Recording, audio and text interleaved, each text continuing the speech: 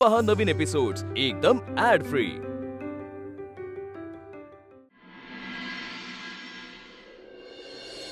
ऐक ना, तुझा एवढा पाय दुखतोय तर आपण नको जाऊया ना सोहळ्याला. मी बाबांना कॉल करून सांगते. हा, तू वेडी आहेस का? ज्या सोहळ्याची इतके दिवस डोळे लावून वाट बघितली तो चुकवू मी? अगं पण तुझा पाय. चिखा ग, सकाळी बाबांना चहा द्यायला गेले ना तेव्हा त्यांच्या चेहऱ्यावर एक वेगळाच उत्साह होता.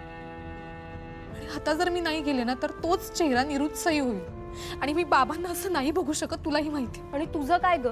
तुझा एवढा पाय दुखत असताना आपण सोहळ्याला जायचंय का? तू मला सांग, हा पाय दुखत असताना तू सगळ्यांसमोर उभं राहून गाऊ शकणार आहेस का? चिखा, मी गाणार नाहीये. माझा सखा माझ्याकडून गाऊन घेणार. लेखणी त्याची, वाणी त्याची, आपल्या मुखी वदवून घेईल तो. हीच थोर कृपा त्याची. पिढा तू पण ना. बरं ठीक आहे, पण एक इथून आपण पहिल्यांदा डॉक्टरांकडे जायचंय आणि मग सोहळ्याला. चिका नाही, आधी देवळात. माझा सखा वाट बघत असेल आणि मला सुद्धा कधी त्याच्यासाठी एकदा गाती येणं असं झालंय. त्याच्यामुळे आधी देवळात. म्हणजे तू एवढी हट्टी झाली असता, अजिबात ऐकत नाहीस. वेडाबाई कुठली. बरं ऐक ना, तिथे गेल्या गेल्या ह्यातलं प्लीज कोणाला काही सांगू नकोस. डोंट वरी, काही नाही सांगणार. चल, मी आधी तुला लेप लावून देते आणि मग साडी नेसायला सुद्धा मदत करते. केवढा सुजलाय ग पाय तुझा, चालताही येत नाहीये तुला. पांडुरंग हरी वासुदेव हरी. दादा,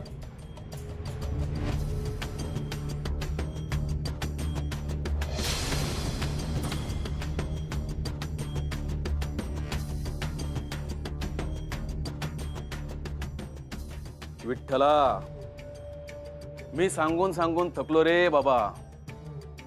आता तू समजाव बाबा ह्या गुरुजींना.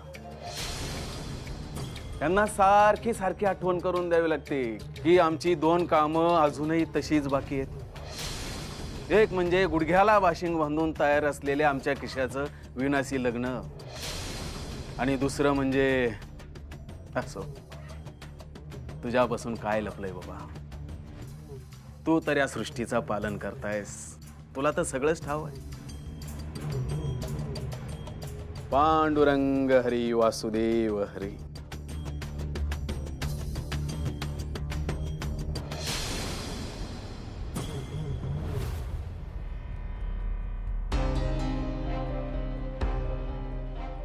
गुरुजी, एक गोष्ट ध्यानात ठेवा.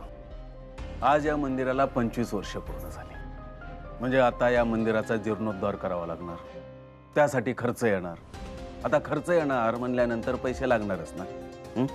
तुमच्याकडे आहेत पैसे? हे बघा गुरुजी, उद्या या मंदिराची बातमी पेपरात आली की या मंदिराच्या जागेचे भाव सुद्धा वाढणार. ही जमीन तुमच्या इतर जमिनींसारखी नाहीये पाटील. पवित्र आहे, लोकांसाठी तीर्थस्थान आहे हे. माझ्या वीणाचं रोज कीर्तन होतं इथं. लोक विश्रांती घ्यायला, मन शांत करायला इकडे येतात.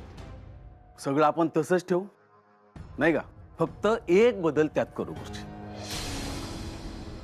नाही म्हणजे वीणा अभ्यंकरचं कीर्तन या ऐवजी वीणा रांगडे पाटीलचं कीर्तन, एवढा बदल फक्त आपण करू. बाकी आपण या मंदिराचे मालक असूच. अहो, ज्या विश्वाची मालकी ज्याच्याकडे आहे त्या विठ्ठलावरती मालकी हक्क गाजवताय तुम्ही आणि तुमचा मुलगा. तो आमचा मुलगा? अहो, आमच्या मुलाविषयी तुम्हाला समजलं असेलच ना. आज तुमच्या मुलीला आमच्या मुलानं मोठ्या संकटातून वाचवलंय. जर तो तिथं वेळेवर पोहोचला नसता ना तर तुमची मुलगी या मंदिरात कार्यक्रमाला टाइमात पोहोचली नसती. हे ध्यानात ठेवा, कळलं काय? लक्षात ठेवा गुरुजी, तुमच्या मुलीला प्रत्येक वेळेस माझाच मुलगा संकटातून बाहेर काढणार. तुमच्या वीणाला ह्याच्यापेक्षा चांगला जोडीदार मिळूच शकणार नाही.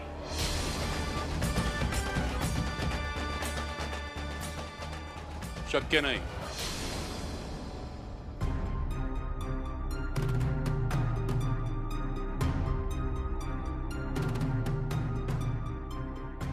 माझा विठ्ठलच माझ्या वीणासाठी योग्य जोडीदार निवडेल.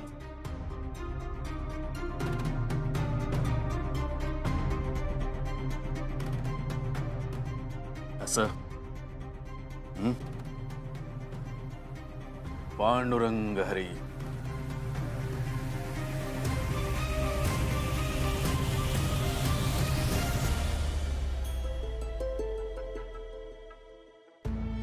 दादा दादा नका लक्ष देऊ तुम्ही. आपला सोहळा नीट पार पडणं जास्त महत्वाचं आहे. वाव, किती छान येत आहेत सेल्फीज. एक काम करते, हे सगळे जानूला पाठवते, खूप आवडतील त्याला. डॅडी, आपण आज बायको बरोबर लग्नाचं फायनल केलं. हे बघा, सगळी तयारी सुद्धा करून आलो. लग्नाचा बस्ता सुद्धा घेतला बायकोसाठी, तो पण भारीतला. आणि आता या भयंकर गुरुजी लग्नासाठी नकार देऊ राहिले. असं कुठं असतंय का? ते मला काय माहित नाही डॅडी. मला लग्न करायचं, ते पण आजच्या आज, आत्ता इथं. नाहीतर मी आजच्या आज बायकोला उचलून घेऊन जातो, लग्न करतो, डायरेक्ट आशीर्वाद घ्यायला इथं. श्या, अरे असं काय बावळटवाने वागतोयस? पण डॅडी तुम्ही पाहू राहिले ना, ते कसं आमचं ऐक. जरा धीर धर.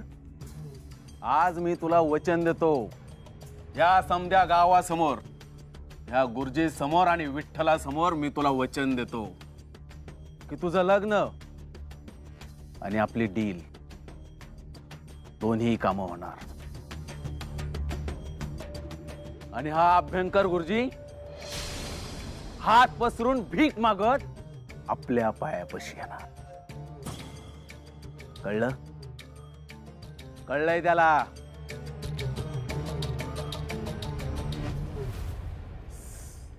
कसे पाठवणार त्याला? तर मी सांगितलं मी आजारी आहे. उर्मी, अगं काय चाललंय तुझं हे सगळं? सेल्फी बंद करते, सेल्फी काढणं. ती वीणा बघ किती सुंदर दिसते. तुझं काय चाललंय? दिसू दे ना तिला सुंदर. आपण फोटो काढूया. स्माइल कर जरा, नीट हसणार. चल.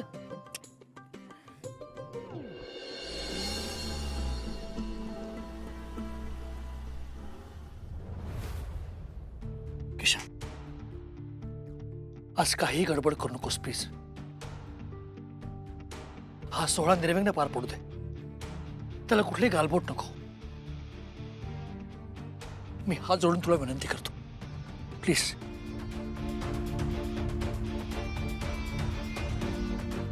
करायची काही विनंती मान्य? हो बोलला. चला बाजूला जाऊन उभं राहू, बायकोची वाट बघू.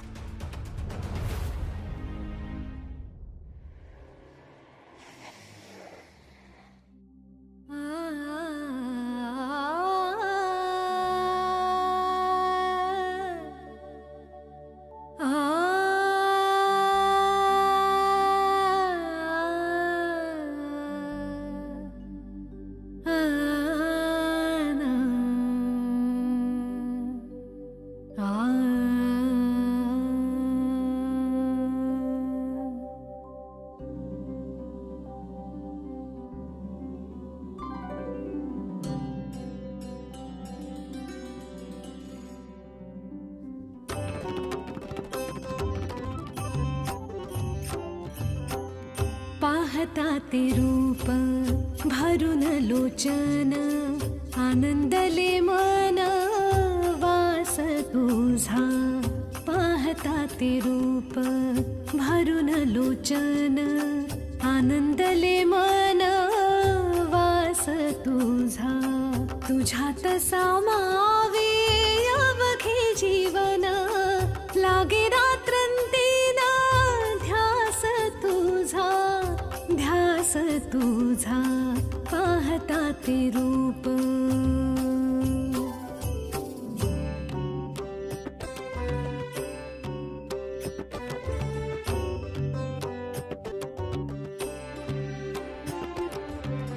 करकटेवरी सावळी ती काया, असे तुझी माया भक्तावरी. करकटेवरी सावळी ती काया, असे तुझी माया भक्तावरी.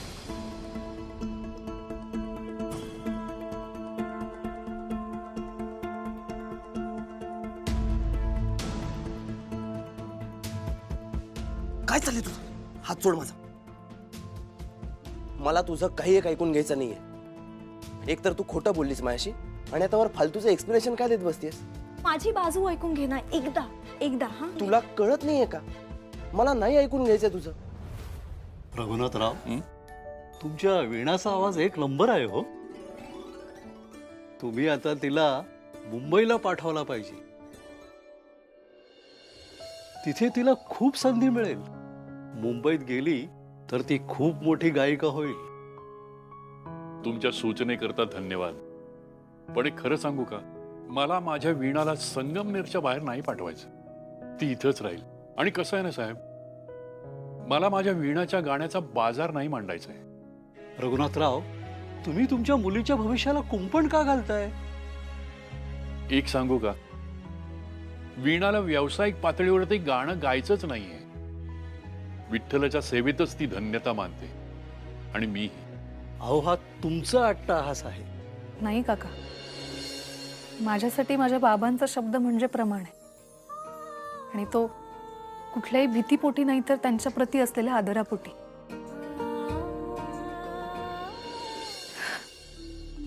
वीणा, खूप दुखतोय का ग पाय? चल चल, आपण आत्ता ना डॉक्टरकडे जाऊया लगेच. चल. बाबा ते दादा दादा तुम्ही थांबा. अहो, बऱ्याच लोकांचं दर्शन आणि प्रसाद बाकी आहे आणि अनेकांना तुम्हाला भेटण्याची इच्छा आहे. तुम्ही थांबा, आम्ही जाऊन येतो. अरे नाही, पण मी येतो ना तुमच्या बरोबर. नको दादा, अहो तुमचं इथे असणं गरजेचं आहे. चिन्मय आहे ना, आम्ही दोघं बघून घेऊ. हा चल चल ये, चल ये. सावकाश. तू इथे बघ ना. ऐक ऐक. हे यार काय तुझं? हे बघ, मी खोटं बोलले, मी चुकले, मला मान्य आहे. पण त्यात माझा काहीच दोष नव्हता. अरे ऐक ना, तू बघ ना माझ्याकडे प्लीज. हात सोड ना यार. प्रभास, इकडे बघ ना. उर्मी, कुठे गेली ही कार्टी? जरा बरे कपडे घालायचे तर नाही. त्या वीणाने किती सुंदर साडी नेसली आहे. सगळेजण तिचंच कौतुक करतायत. उर्मी ना, उर्मी कुठे गेली आहे ही? काय रजनी वहिनी, तुमच्या घरचा सोहळा आहे ना, मग तुम्हीच काय अशा तोंड फुगवून आहात? आई अगं, मुद्द्याचं बोल ना. वीणाचा तो मित्र आलाय बरं का सोहळ्याला. आजच लग्न वगैरे करतायत की काय? कोण मित्र? अहो तोच तो, नेहमी नाही का येत? अहो काहीतरीच काय सांगताय? अहो काहीतरी कुठे, आत्ता तर इथेच होता वीणाचं गाणं ऐकत. मग कुठे आहे तो?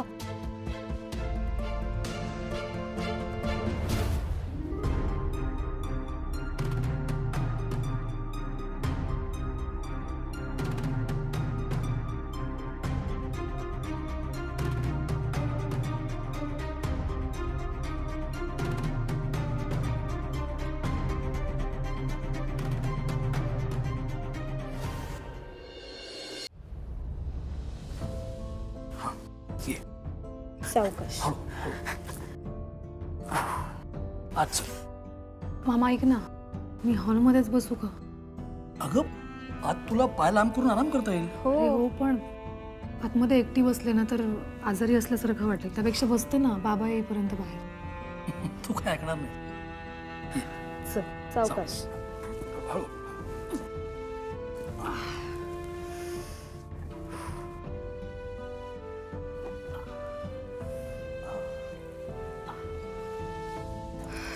बरं वाटतं ना? सावकाश. वीणा, संकट आलं ना की माणूस एकतर देवाला दोष तरी देतो किंवा संकटासमोर हात तरी टेकतो. पण ह्यातलं तू काहीच केलं नाहीस. उलट अतिशय मनापासून प्रामाणिकपणे तुझं कर्तव्य पार पाडलंस. ठरल्याप्रमाणे विठ्ठलाचा अभंग गायलीस. तोही अतिशय तल्लीन होऊन आणि प्रसन्न चेहऱ्याने. तुला इतक्या वेदना होत आहेत, आम्हाला कोणाला जाणूही दिलं नाहीस. खरं सांगू वीणा, ही सुद्धा एक प्रकारची तपश्चर्या आहे बेटा. आणि मला खात्री आहे की तुला तुझ्या या तपश्चर्याचं फळ नक्की मिळेल. तू पुन्हा स्वतः स्वतः कोणाच्याही मदतीशिवाय तुझ्या सख्याचं कौतुक करायला ह्या 4 भिंतीच्या बाहेर पडणार.